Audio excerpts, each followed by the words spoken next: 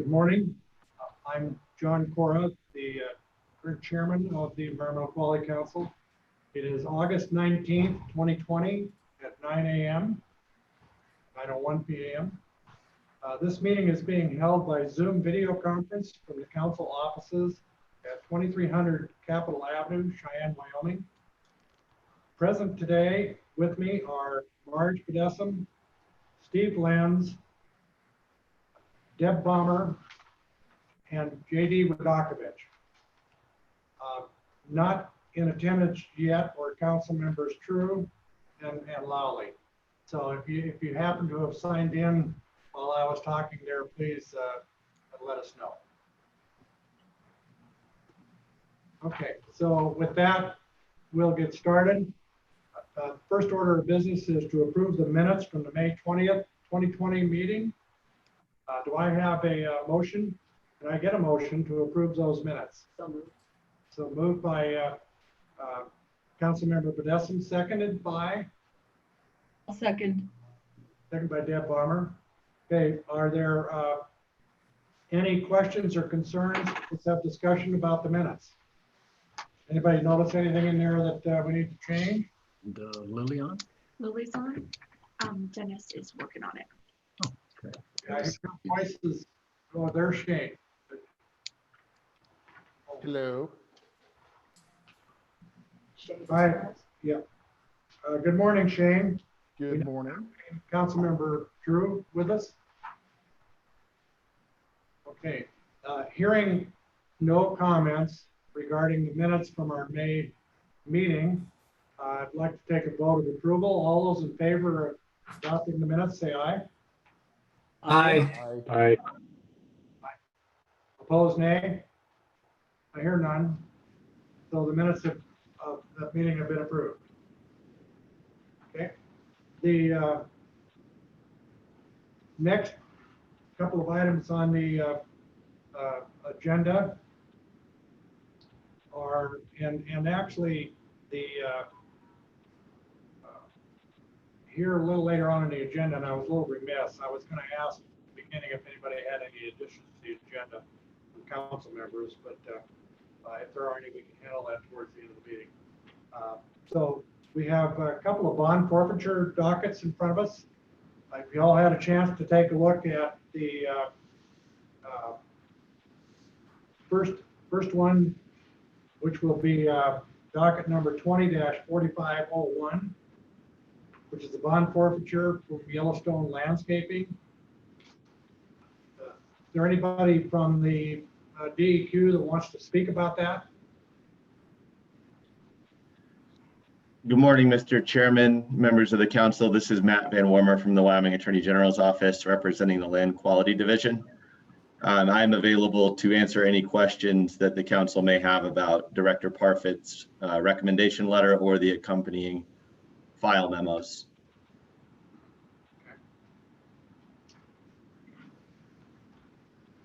The one question, we were just discussing this a bit ago, and so I'll ask the question. How does the agency feel about these bonds, the amount versus the amount of reclamation that needs to be done on these? Is that are these bonds sufficient to cover that, or do you have to dip into some agency funds? Mr. Chairman, these bonds are both insufficient. The bond for, I believe it's LMO 1336 is in the amount of $4,000, and the estimated reclamation cost, I believe, is $12,500. And then the bond for ET 1419 is $2,500. And on that particular operation, there's about a $1,000 shortfall. One of the challenges with bonding these limited mining operations is that they don't require the full reclamation plan that would be accompanying a small mine or a regular mine operation. They're exempt largely from the provisions of Article 4 of the Environmental Quality Act, and it's only a notification process. So the provision for limited mining operations also only allows bond increases within 90 days of the initial submission. So there's less opportunity for the agency to revisit the initial calculation of the bond, and they aren't updated as regularly as you would see with other mining operations through the annual report process. Thank you. Council members, do you have any questions regarding of the agency regarding this particular item on our agenda? Mr. Chairman, this is Steve. You actually asked the question that I was interested in, and Mr. Van Wormer answered it for me as well. I don't have any other questions. Okay, very good. Thank you.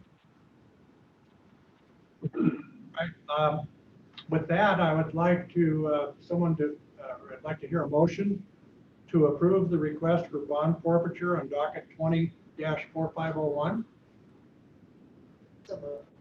So moved by Councilmember Vadesum. Second. This is JD. I'll second it. Seconded by JD Councilmember Radokovich. Okay, so any discussions amongst the council about this? Hearing, I'm going kind of fast, so it's up to you all to interrupt me. Hearing none, all those in favor of this request for bond forfeiture, say aye. Aye. Aye. Aye. Opposed, nay? Okay, motion carries for that bond forfeiture. The next one is another bond forfeiture, docket number 20-4502. Again, it's Yellowstone Landscaping. That's a performance bond of $2,500. And again, a question for the DEQ. I presume that the answer is the same, but that's probably not sufficient.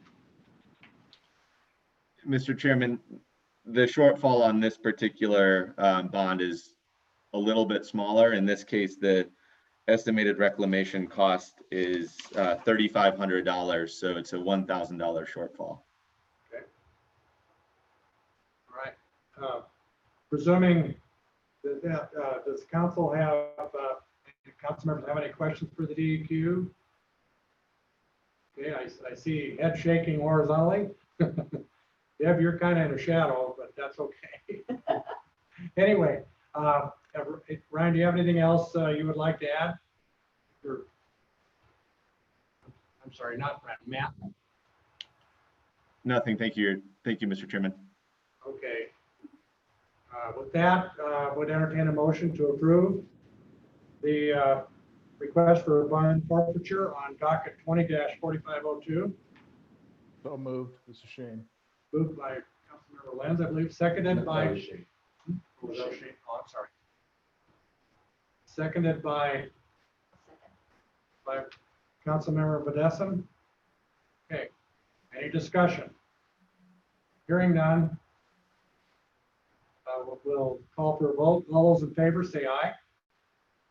Aye. Aye. Aye. Okay, aye. Opposed, no. Okay, hearing none, that request has been approved by the council as well. The next thing on our agenda is to hear and discuss and approve some changes to water quality rules, chapters 14 and 28. I will, for that particular portion of this meeting, hand the gavel over to Councilmember Vadesum to conduct that hearing. Thank you. So I'm Councilmember Vadesum. I'm the hearing officer for this rulemaking today. It's August 19th, 2020 at 9. Are you off mute? The meeting is being held by Zoom video conference from council offices at 2300 Capitol Avenue, Cheyenne. Present today are John Cora, Steve Lenz, Shane True, Deb Bomber, JD Rakovich, and myself. Also present are Jim Ruby, Executive Officer, and Joe Gerardin, Paralegal. We have Ryan and Ryan Shellhouse. Okay. I wasn't sure how to pronounce that, from the Attorney General Office. So, Representative EQ, come forward and introduce yourselves and give us your presentations regarding Chapter 14 and Chapter 28 of the Water Quality Rules and Regulations.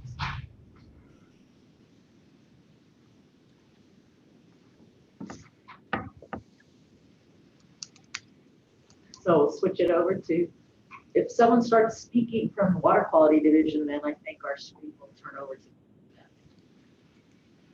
Or you are on mute or something, because we're not hearing anything from the Water Quality Division. I think you can go ahead and introduce us. Yeah, thank you, Mr. Chairman, Member Bedessum, Kevin Frederick, Water Quality Division Administrator.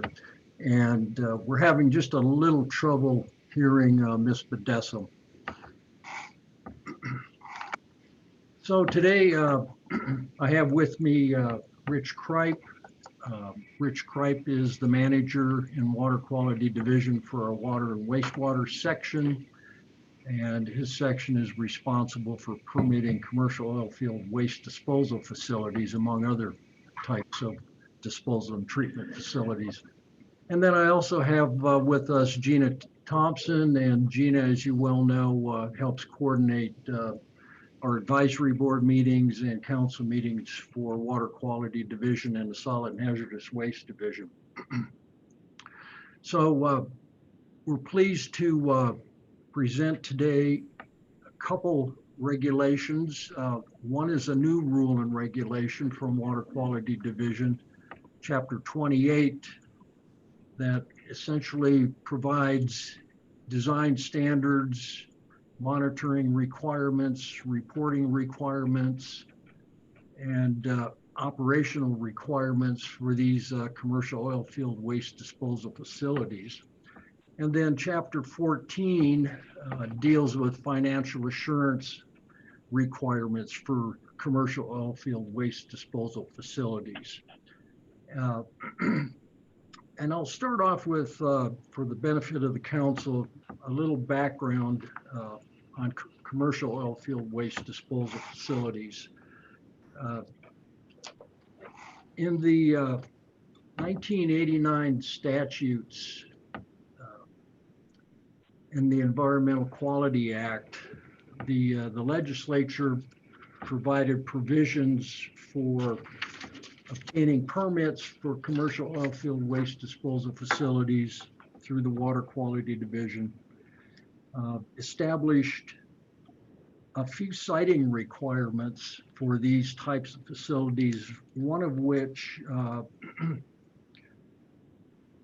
prohibited. Yes. Could you either move your speaker a little close to you or speak toward the microphone? Sure. We're having just a little bit of hard time hearing you. Okay, we'll try this. Let me know if it doesn't work. Can you hear me now? We can hear you. It's just a bit muffled and a bit quiet. Yeah. If you just speak up just a tad, Kevin, that might be helpful. Yeah. Sure. Probably similar to how you were hearing me, I guess. So one of the prohibitions was locating, constructing, or operating any commercial oil field waste disposal facility within 1 mile of any occupied dwelling house without the written consent of the owner. And also prohibited construction, operation, and locating within 1 mile of any public or private school without the consent of the school board of trustees or the board of directors. And then the statute also established provisions for requiring financial assurance. And essentially the financial assurance was to provide for closure, post-closure inspection and maintenance, and environmental monitoring and control. And then goes on in terms of establishing the amount of the bond, bond forfeiture proceedings, and things like that. So we've had quite a history in permitting commercial oil field disposal facilities going back to 1989. And the existing rules and regulations that we had in place for design, construction, and operation of waste disposal facilities was really kind of limited in contemplating how to manage and deal with permitting relatively large-scale waste disposal facilities, primarily industrial waste disposal facilities.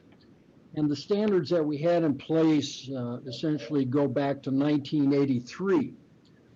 So we've been permitting these facilities over the years with essentially decisions that have been made in terms of guidelines that should be followed in permitting these facilities,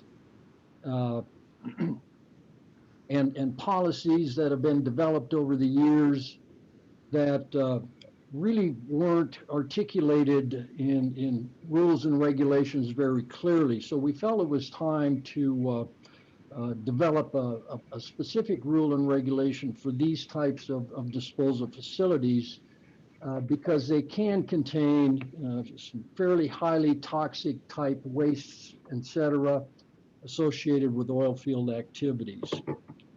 So here in Wyoming, we have about 53 of these facilities that have been permitted over the years.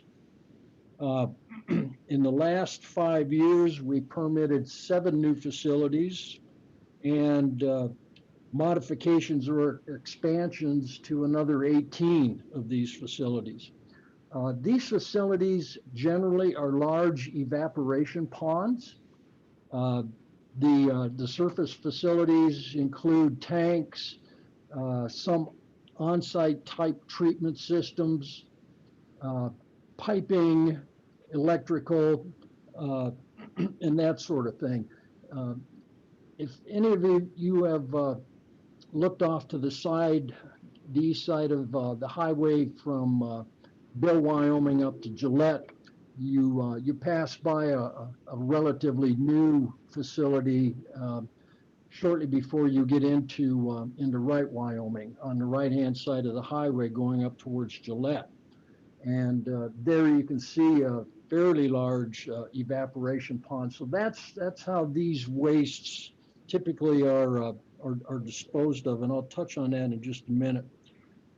We currently have 9 permits for these facilities under review.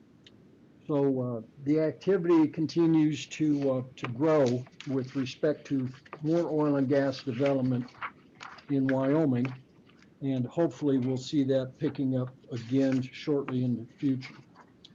The majority of the facilities are located in Campbell County, Converse County, and Sweetwater County. We do have a few in Carbon, a couple in Johnson, one here in Laramie, one in Lincoln, a handful in Sublette County, a couple in Uinta, and one in Washakie. So they're essentially located where we have significant oil and gas development. For a matter of scale, just to give you an idea of the volume of wastes that are disposed of in these commercial oil field waste disposal facilities, roughly 40 million barrels per year as of our figures going back to 2017.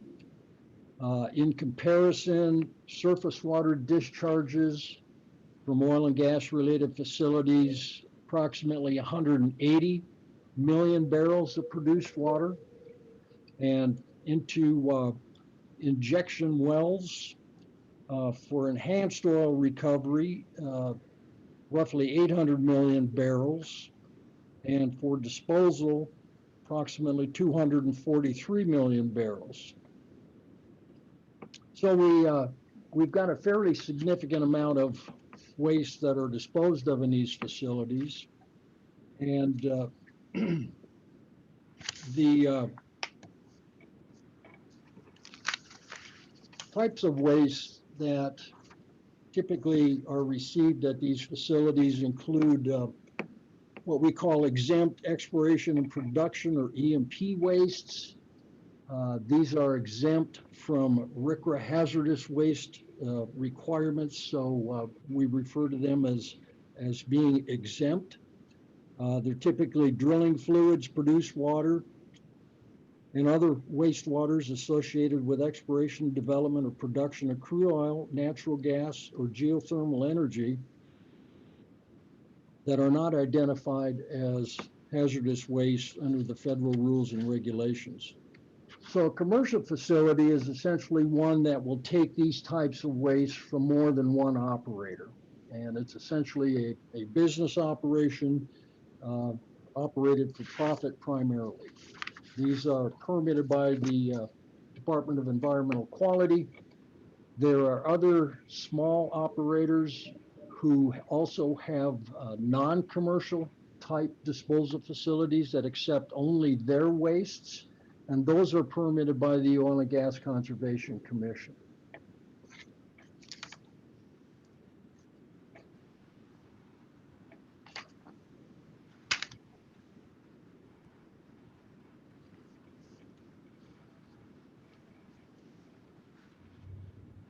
So, Mr. Chairman, members of the council, Ms. Bedessum, if you would like us to go through the rules and regulations in a little bit more detail, we're prepared to do that. These rules and regulations, both chapters, 28 and 14, have been before the advisory board a couple of times.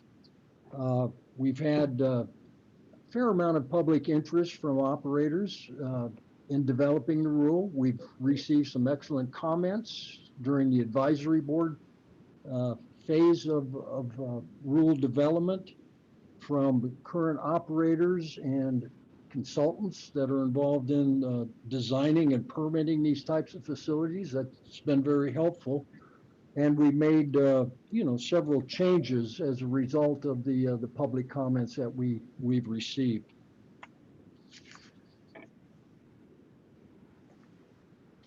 So if it pleases the council, I would like to start with chapter 28, and Mr. Kripe here with me will review with you fairly quickly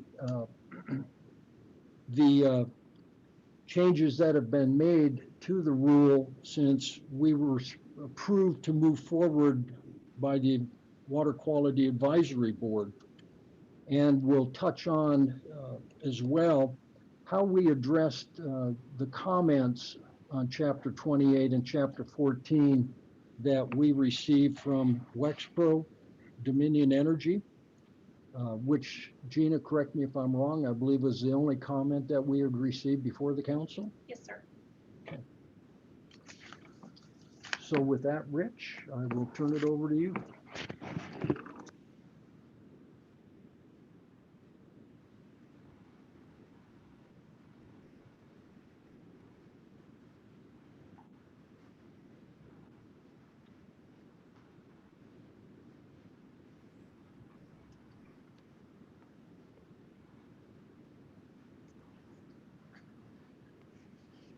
Okay. It's really tight. It's crazy. Can you hear us? Go ahead, start, and Bill. Let's go ahead and start. We'll let you know if we have difficulty with audio. Thank you. Chairman Corr, Councilmember Bedessum, my name is Rich Kripe. I'm the Water Wastewater Section Manager, and I will begin going over Chapter 28. Chapter 28 is standards for issuing permits for commercial oil-filled waste and disposal facilities. I will go through each section, see if there's a comment or question, and just proceed through. So beginning with Section 1, Authority.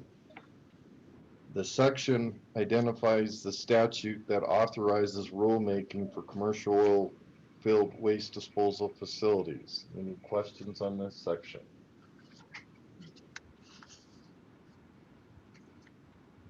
I don't think so.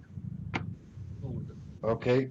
Advancing to section 2, applicability. This section identifies the types of facilities that will be subject to this chapter and how WDEQ will handle requests for non-exempt, non-hazardous waste.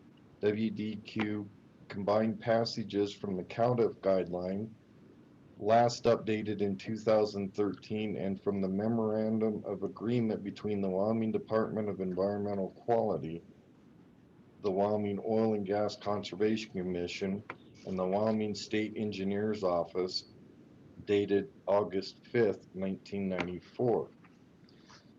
At 2CII, WQD proposes to revise the paragraph to address Wexpro's request to include consideration of generator knowledge. Are there any questions or comments?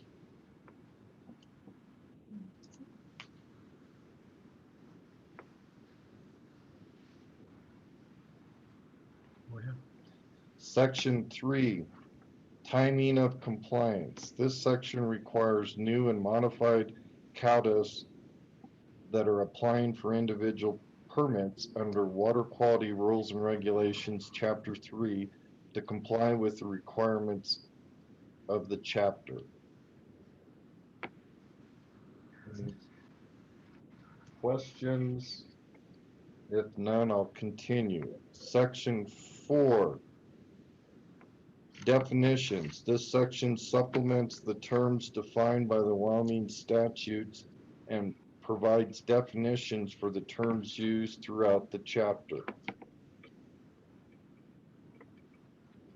Don't interrupt if they have questions, Rich. Section 5, facilities and systems are not specifically covered by these standards. This section identifies the process that applicants follow to use a pilot process to obtain data needed for an individual permit. Section 6, site suitability. This section supplements the setback requirements located in Wyoming Statute 3511-306 and requires separation distance from the groundwater and requires the site to be outside the 100-year floodplain and outside the ephemeral drainages. WQD proposes to revise the paragraph formerly located at C, now numbered to D, by adjusting the construction for consistency with other paragraphs in this section. Section Continue.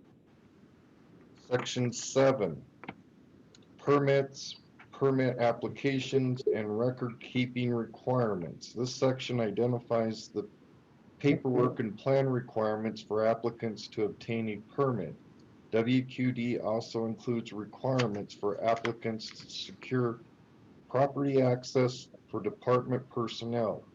WQD brought in passages from CalDEF guidelines and further clarified the requirements to streamline and customize permit application requirements specifically for CalDEFs.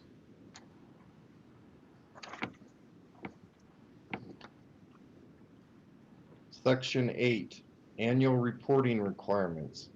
Section identifies the components that permittees will require to submit in their annual report. WQD brought in passages from the CalDEF guideline and clarified the statements to identify reporting deadlines and required components that the WQD needs to effectively evaluate CalDEFs annually.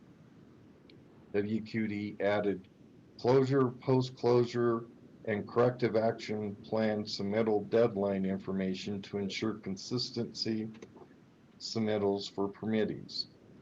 In response to Wexpro's comment, WQD proposes to clarify the reporting components needed to be submitted for the previous calendar year. WQD proposes to correct paragraph AVII by correcting the cross-reference from 11G to 11FI. Section 9, Engineer Design Report, WQD added engineering design report passages from the CalDEF guidelines, then streamlined and clarified the passage to eliminate redundancies. Section 10, Minimum Design and Construction Standards. WQD added minimum design, construction, and operation standards from the CalDEF guidelines, liner and leak detection system requirements from Water Quality Rules and Regulations, Chapter 20, and streamlined and clarified the passages to eliminate redundancy. WQD added specific standard requirements for geosynthetic clay liners, HDPE membranes to meet Administrative Procedures Act requirements for incorporation by reference. WQD proposes to correct outline numbering errors at paragraph A by moving the passages at AII large A to the end of AII, and at the paragraph B by moving the passages BI to the end of B.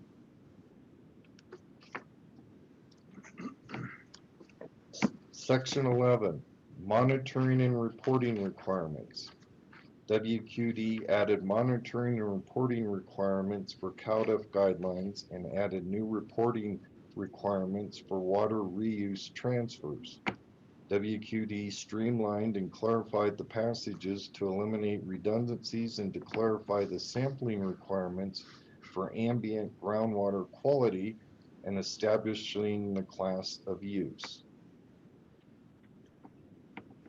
Section 12, Operation and Maintenance Plan.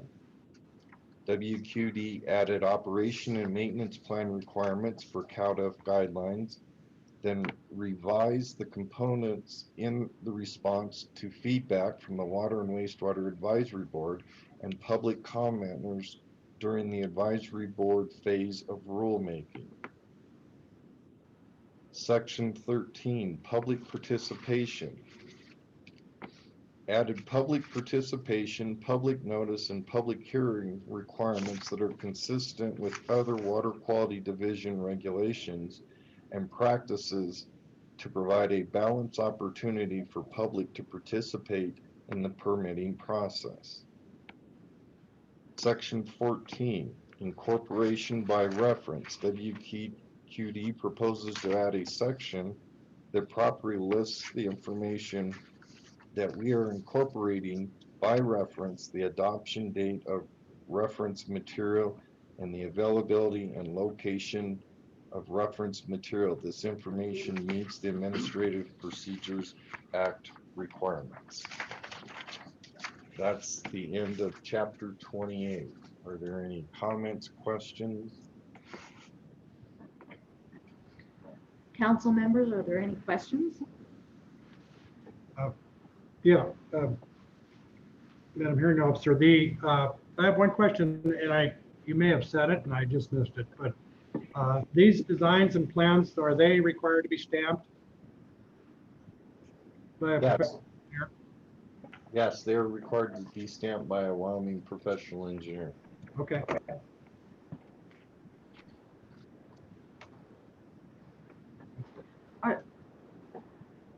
Does the comment from Wexpro Dominion Energy with respect to chapter 28?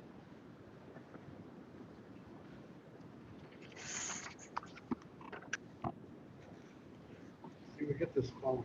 Yeah, we've lost them. Yeah.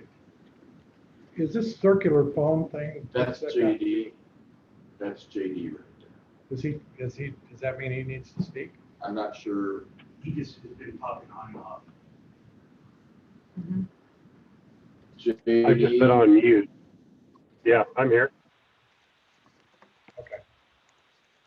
So, Rich, did you hear that question? Which was if the Wexpro Dominion Energy comment that was most recently received is related to chapter 28? yeah, Madam Chairman, I believe there were a couple that were related to chapter 28. One related to section 2C, having to deal with accepting generator knowledge to include waste origin, composition, and the process producing the waste feedstock and other reliable relevant information. That comment was with respect to our ability within the regulations to require sampling and laboratory analysis of those wastes prior to being accepted for disposal. As I understand Wexpro's comment, I believe they essentially believed that the operator who was disposing of the waste through his knowledge would establish whether the waste is a hazardous waste or a non-hazardous waste. The non-hazardous waste can go to a commercial oil field waste disposal facility. The hazardous waste cannot. We believe it's important to have the flexibility to be able to characterize those wastes. In fact, it's been our experience that many of the operators of these commercial disposal facilities rely upon us and our sampling and evaluation of sampling data to help determine whether they feel comfortable accepting the waste or not. And then Wexpro also had a comment relating to sections 8 and 13 in chapter 28.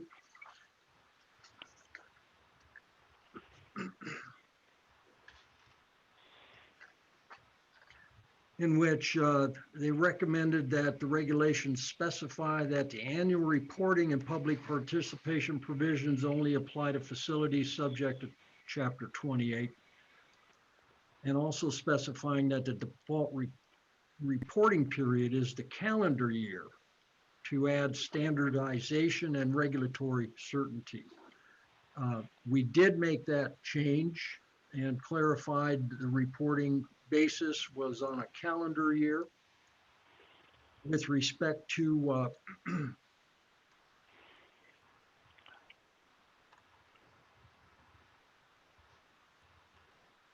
the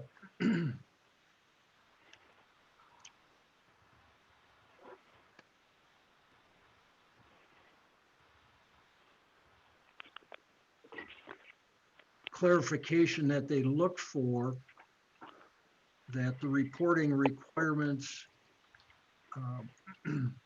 only apply to facilities subject to chapter 28.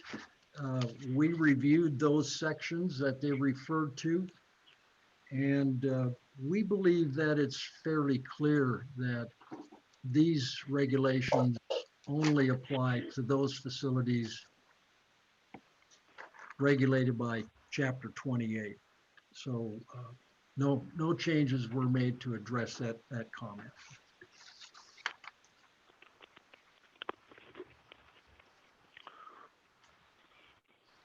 Thank you. Any additional questions from council members?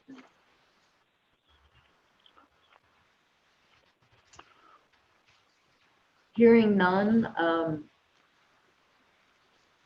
Water Quality Division, can you go through your chapter 14 since that's part of the same rule package before we take any other comment? Yes, Councilmember Bedesin, I will begin going through chapter 14. The Water Quality Rules and Regulation, chapter 14 is on bonding. WQD in section 1 proposes to correct formatting inconsistency, remove redundant statements, remove definition of terms that no longer used in the chapter, and add definition terms for consistency with other QD programs. Section 2, requirements to demonstrate financial assurance. WQD proposes to reorganize the section by moving passages formerly located in the section titled Forms of Financial Assurance, as the passages are more appropriately suited to demonstration requirements. Section 3, closure and post-closure requirements. WQD proposes to clarify the title of the section from coverage to closure and post-closure requirements. Remove redundant and unnecessary passages, reorganize the closure requirements for clarity, add an April 1st deadline for annual reporting estimates, consolidate the post-closure requirements that were previously spread throughout the chapter into one area, move corrective action requirements to a new section within the chapter. Section 4, corrective action requirements. WQD proposes to move the requirements for forms of financial assurance to a new section, Section 6, and add to Section 4 the corrective action requirements that were formerly located in Section 3. Clarify deadlines and for corrective action plans for permittees and the department. To address the Wexpro comment on paragraph B, WQD proposes to clarify the operators would need to submit a subsurface investigation plan based on reporting requirements in the Water Quality Rules and Regulations, Chapter 4, Section 4. WQD proposes to renumber the passage under the paragraph B for clarity. Section 5, establishment of financial requirements. WQD proposes to move the statement previously located in Section 3E to new Section 5 and add passages to clarify the process for the department cost estimate evaluation. Section 6, forms of financial assurance. WQD proposes to remove self-bonding and the associated requirements from the allowed forms of financial assurance that were previously located in Section 4. The current self-bonding passage from Chapter 14 are inconsistent with newly promulgated land quality self-bonding rules. Land Quality's division's financial assurance requirements for self-bonding are derived from the Federal Surface Mine Control and Reclamation Act requirements and Land Quality Division specific state standards. WQD does not have equivalent passages such as from the Clean Water Act or Safe Drinking Water Act from which to derive WQD specific self-bonding rules. WQD does not receive many requests for permittees for self-bonding, so removing this instrument is unlikely to create a hardship for permittees. WQD proposes additional revisions to this section for consistency with other DEQ programs to correct formatting inconsistencies and to remove redundant passages. That's the end of 14. Are there comments, questions? Any questions from council members with respect to chapter 14 and the revisions?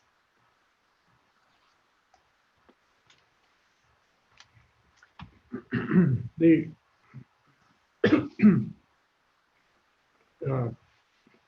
yeah, Madam Hearing Officer, the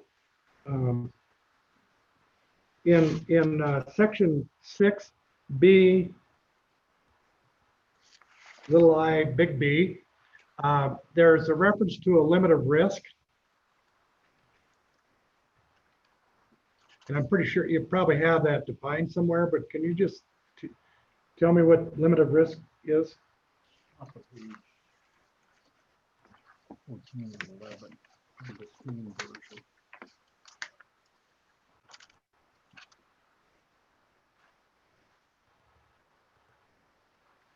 You recall that one, Gina? This section came largely from the bonding staff in administration. Is that something Kelly could answer?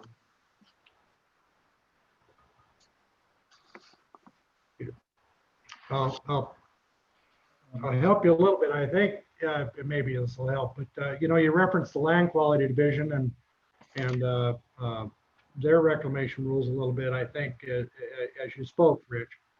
And I know there were financial assurance tests that used to exist in those regulations, and then Administrator Winland changed that to talk about bond ratings of the companies and such. And so, I guess that's in the back of my mind. And this section says the corporate surety shall not be considered good and sufficient unless the estimated bond amount does not exceed the limit of risk as provided in Wyoming Statute 26.5.110. Wyoming Statute 26 is not one of your statutes, but I presume it's a statute that exists somewhere for something. So anyway, the limit of risk definition is all I was curious about. Okay, Mr. Chairman, we will try to pull that up.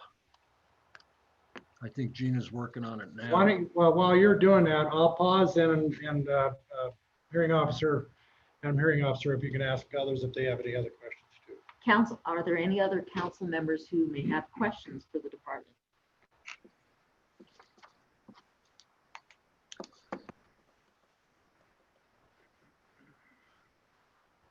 I don't hear any.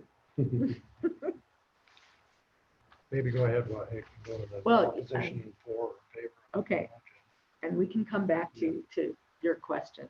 Since I don't have very many questions on these, since I had the pleasure of looking through these to great extent as a member of the Water and Waste Advisory Board before it got to the EQC. So is there anyone who wished to testify in support of the rule package?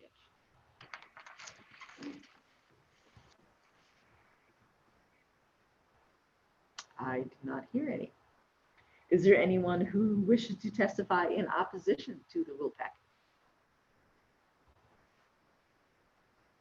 So we do not have anyone present online or otherwise who are testifying in support or opposition to the rule package. And as such, we don't need to have any questions from the council for those individuals, since there is there anyone who wishes to testify in a neutral capacity with respect to chapters 14 and 20? Pull up that statute there, Gina, 2624-109. We have that So you taken have a care lot of. done. It looks like you guys, if it's a struggle there, I'll rescind my question. And I could just follow up later. It's not going to be important to me in terms of my particular vote for the rule package, just so you know. Chairman Cora, this is Kelly Shaw, Assistant Attorney General. I advise the Water Quality Division. Can you all hear me? Yes, we can. So I can't speak in detail about that particular provision. I can tell you that that same statute is also referenced in the bonding chapter of the land quality rules for coal mines. So this is probably part of our effort to ensure that the bonding rules across all of the DEQ programs are starting to look more the same. So I can't get into the detail of what a limit of risk is. I can tell you it is defined in statute, and it sets a limit on how much risk an insurer can take on. The goal being that we don't have a bonding company that is bonding obligations that are far in excess of its ability to actually pay. So that is the intent of it. I would have to defer on the technicalities a little bit, but this is not the only place we have this in DEQ rules, and it does come from the statute that's referenced there that defines those risks. Okay. Thanks, Kelly. Okay. Thank you very much. So DEQ, do you have any other further information you would like to present to the council? Only that we would recommend that the council consider adopting and moving this rule and regulation, these two chapters, to the governor for consideration and signature. Thank you. Thank you, Administrator. Do I have a motion to approve the rule package and sign the statement of principal reasons? So moved. Thank you. Do I have a second? All second. Thank you, Steve. All those in favor say aye. Aye. Aye. Aye. Nay? Abstentions? Motion passes. The rule package will move on to the governor's office, and our chair will sign the statement of principal reasons. I return the gavel to the chair. Okay, thank you. Councilmember Badesson. The council, we are at the end of our list of things to do today. I should have asked at the beginning when that we should take a look at the agenda and see if there are any additions, but I'll do so now. Council members, are there any any items that you would like to bring up at this time?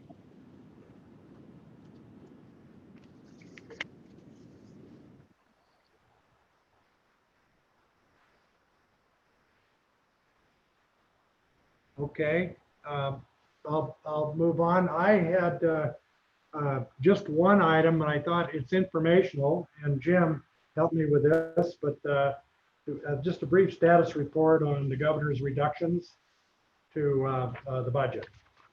At this stage, Chairman Cora, we have submitted stage 2 of the reductions, which adds up to a total of 20% of the reductions.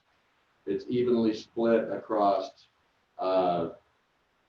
more staff travel, council travel, and council salaries.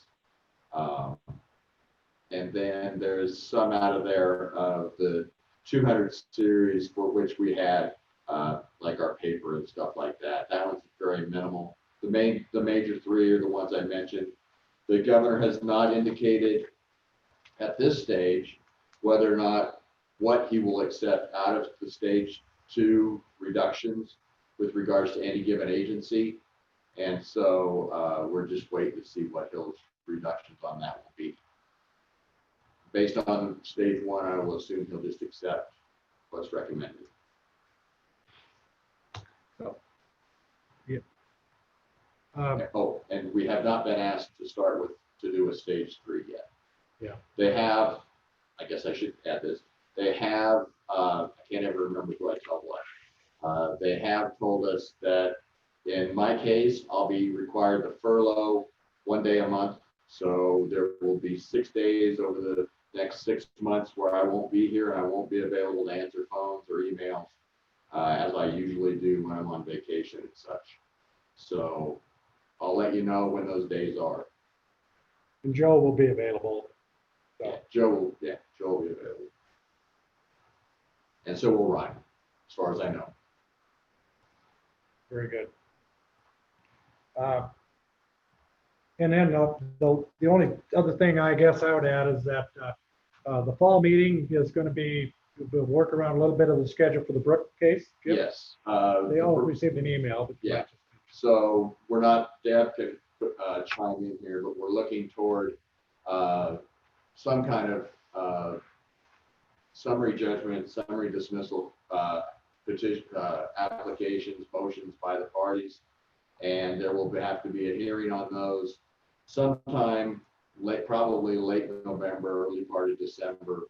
It'll be before we get to the actual hearing, which will be sometime in January, unless something comes up and we have to push it out, or we can bring it back to an earlier date. So I will try, depending upon when that hearing is, the first hearing, the motion hearing, we'll try and consolidate our November meeting with that, so we don't have two meetings in short order. Okay. Thank you, Jim. All right, so is there any other business to come before the council?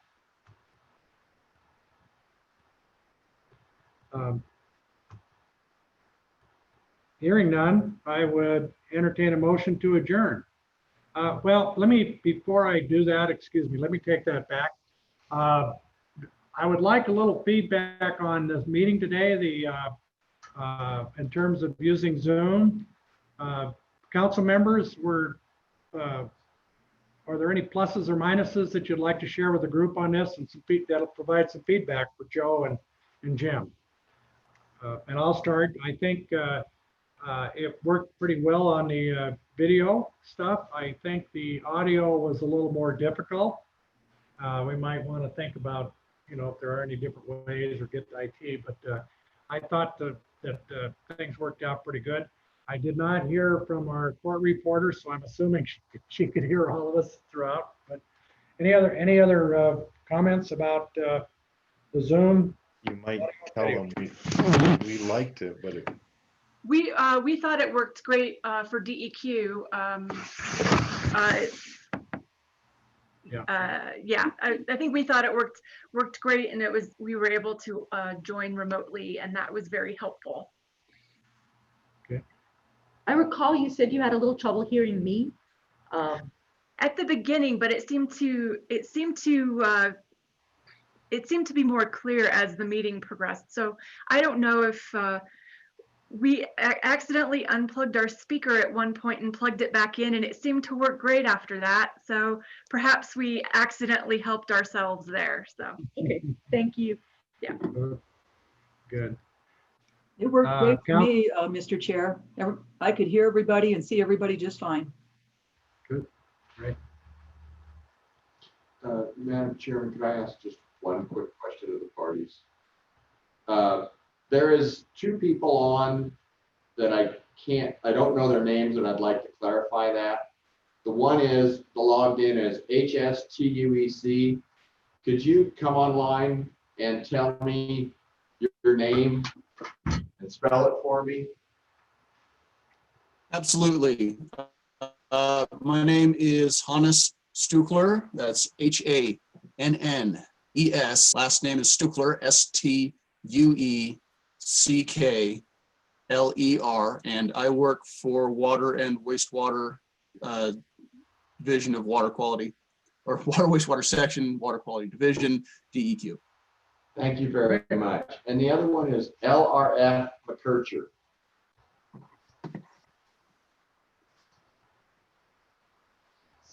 Hello there. My name is Elizabeth McKercher. Can you hear me?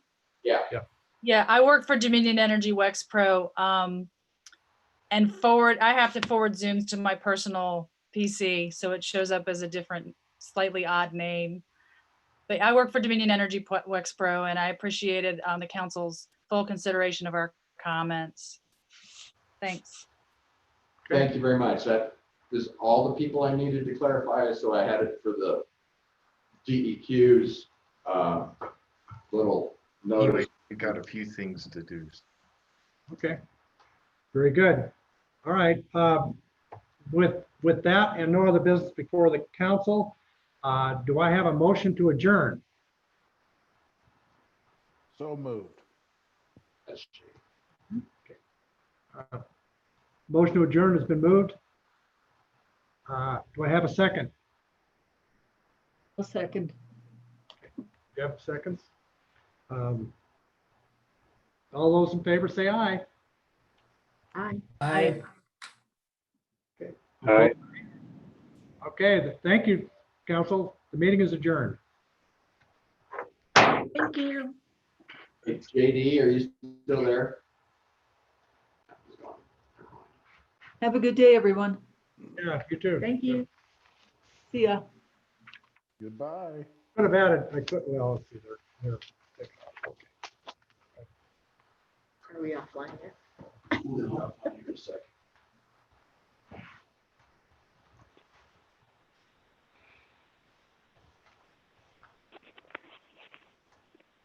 So